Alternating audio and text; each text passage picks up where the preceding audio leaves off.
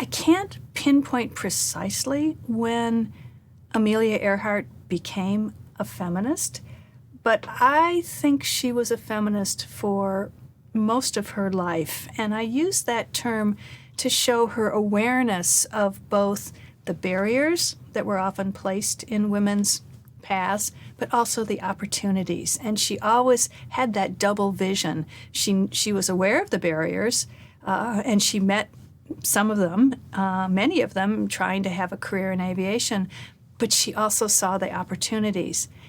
And what was so wonderful and unusual about her is that she saw the opportunities not just for herself, but she saw them for all women.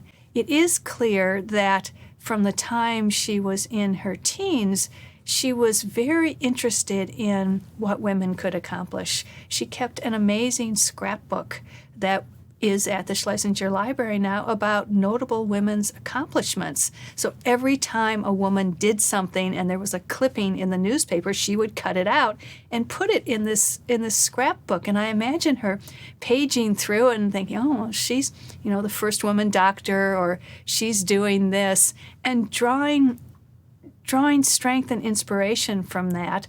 And then, of course, that's exactly what she does once she has these amazing opportunities that come her way in aviation, to use her own accomplishments and her skill to then, in turn, inspire other women, and not a few men. And there's a way in which she situates herself in her body and situates herself in popular culture. There's a self-confidence, and a sense of, I belong here. I've earned my place here in the public eye. You can't challenge me here. Look what I've accomplished. And then by her example, she is saying, and if I can do it, other women can too.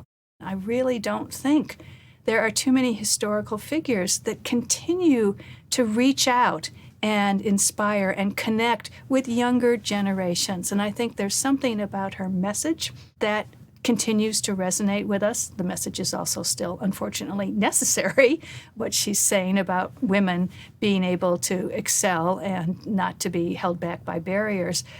But I think there's also something very modern about her, that the way she looks with her short hair and the way she would dress in pants and a plaid shirt, and then, of course, this scarf just perfectly knotted right after she's gotten out of a plane after a 14-hour trip.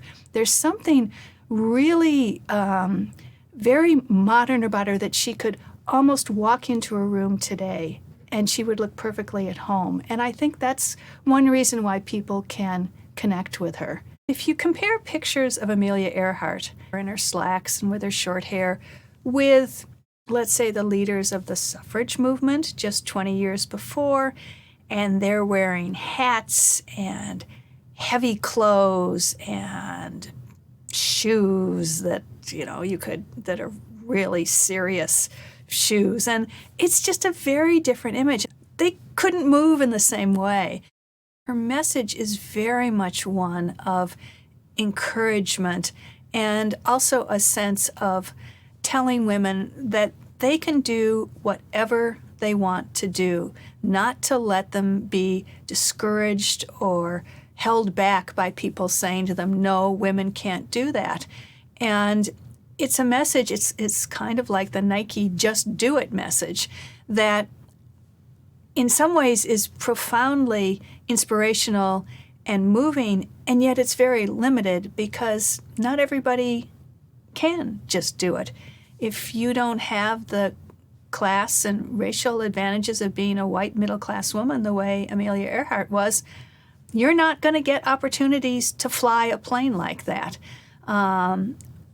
But that message is one that is also very resonant in American history, the sense of individual achievement.